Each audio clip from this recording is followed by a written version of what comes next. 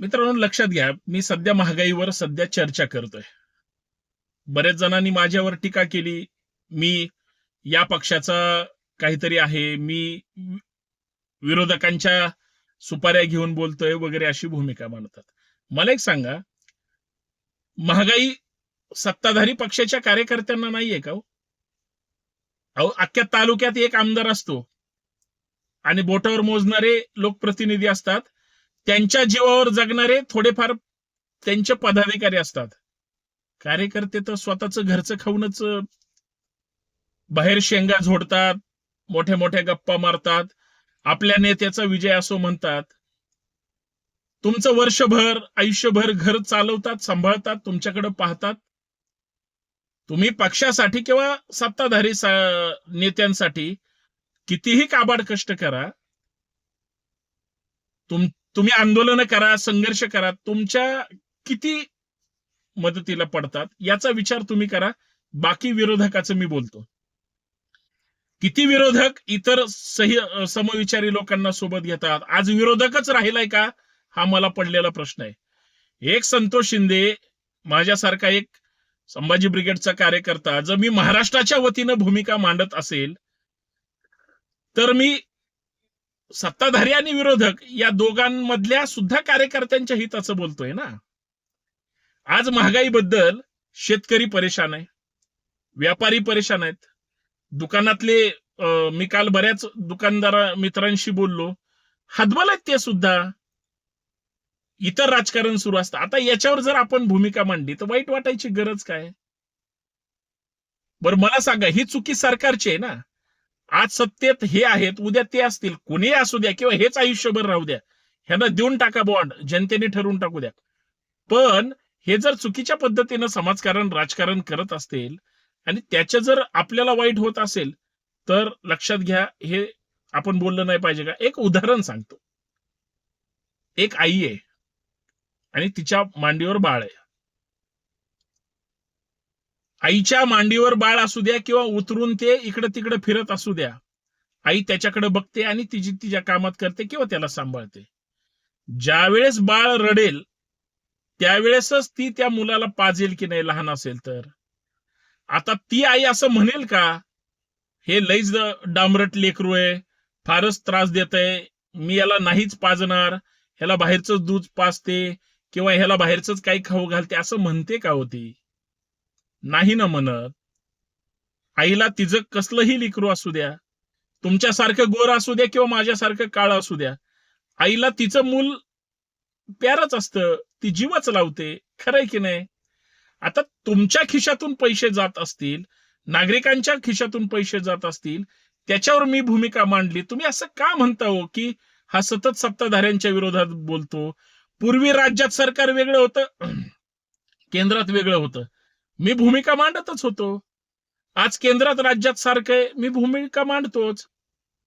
पण मी जे आईचं उदाहरण दिलं, जोपर्यंत लेकरू रडत नाही तोपर्यंत आई जसं दूध पाजत नाही, तसं जोपर्यंत राज्यातली लोक महागाईवर ओरडणार नाही, बोलणार नाही, आवाज उठवणार नाही, तोपर्यंत सरकार महागाईचा दर कमी करेल का? इतर गोष्टीत सवलत तुम्हाला कोण देणार आहे? तुम्ही नाहीच आवाज उठवला, प्रामाणिकपणे लक्षात घ्या ना, जर तुम्ही महागाईच्या विरोधात नाही बोललात, सरकारला त्याचं काही देणं घेणं का? सरकारला ज्यावेळेस वाटेल आज सगळेच बोलायला लागले, त्यावेळेस ते महागाई कमी करेल. म्हणून आपण विरोधक म्हणून बोलतोय, हे फक्त लक्षात घ्या. माझी कुठल्याही माझी काय माननीय मोदी साहेबांसोबत ज्यांनी दुश्मनी आहे का, की मुख्यमंत्री फडणवीस साहेबांसोबत किंवा त्यांच्या इतर मंत्र्यांबरोबर किंवा माझी काही दुश्मनी का? नाही.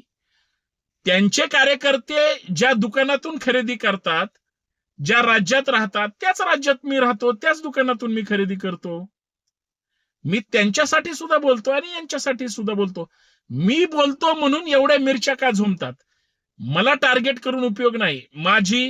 आता मी अंधभक्त म्हणतो, अंधभक्त फक्त सत्ताधारी पक्षात आहेत. आता 3 पक्ष आहेत राजकीय पक्ष सत्तेमध्ये, एकाच पक्षात फक्त अंधभक्त आहेत आणि बाकीच्या 2 पक्षात नाहीत, असं जर कुणाला वाटत असेल तर हा धादांत खोटेपणा आहे, खोटारडेपण आहे. सत्ताधारी 1 नंबरचा पक्ष आहे, त्याच्यात पण अंधभक्त आहेत, 2 नंबरचा पक्ष आहे त्याच्यात पण अंधभक्त आहे ठाण्याच्या नेत्याच्या, आणि तिसरा पण राजकीय पक्ष आहे त्यांच्यात पण अंधभक्त आहेत बारामतीचा. याचा अर्थ फक्त सत्ताधारी 3 पक्षात अंधभक्त आणि भक्तुल्ले किंवा त्यांचे वेट बिगर आहेत असं तुम्हाला वाटतं का? नाही. विरोधी पक्षात सुद्धा अंधभक्त आणि भक्तुल्य आहेत. मग ते काय 3-4 जे राजकीय पक्ष आहेत विरोधी पक्षातले, 1 नंबर म्हणजे राष्ट्रीय पक्ष, 2 नंबर म्हणजे प्रादेशिक जो मुंबईत बसून चालवला जातो, आणि तिसरा म्हणजे परत बारामती घ्या. मी यासाठी पक्षांची आणि नेत्यांची नावं घेत नाही. मला सतत त्या लोकांविषयी चांगलं आणि वाईट बोलायचं नाही.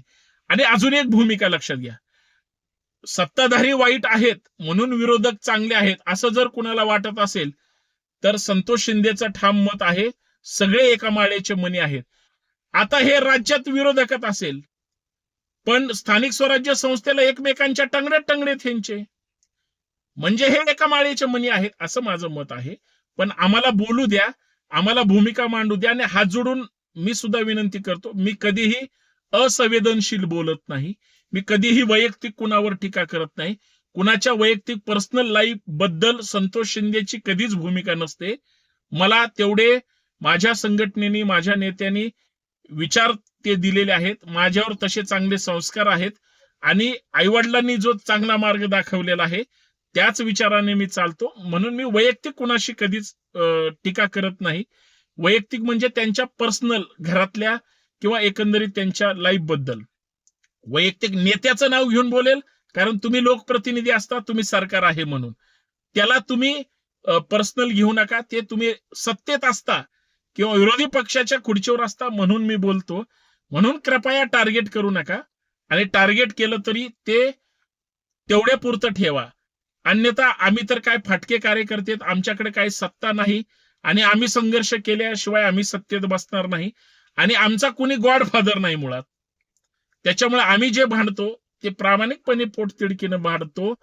ते सत्ताधाऱ्यांच्या हिताचं सुद्धा असतं, हे त्यांच्या लक्षात आलं पाहिजे, आणि विरोधकांच्या सुद्धा फायद्याचं असतं. म्हणून व्हिडिओ पाहताना, लाईक करताना, कमेंट करताना, शेअर करताना तुम्ही अजिबात स्वतःचा म्हणजे कमीपणा ठेवू नका. बिंदास व्हिडिओ पाहत चला आणि इतरांना शेअर करत जा. काही चुकलं असेल तर माफ करत जा. पण मी एक या देशाचा नागरिक म्हणून, महाराष्ट्राचा एक रहिवासी म्हणून मी प्रामाणिकपणे खरं बोलण्याचा प्रयत्न करत असतो, हे फक्त लक्षात ठेवा. जय शिवराय.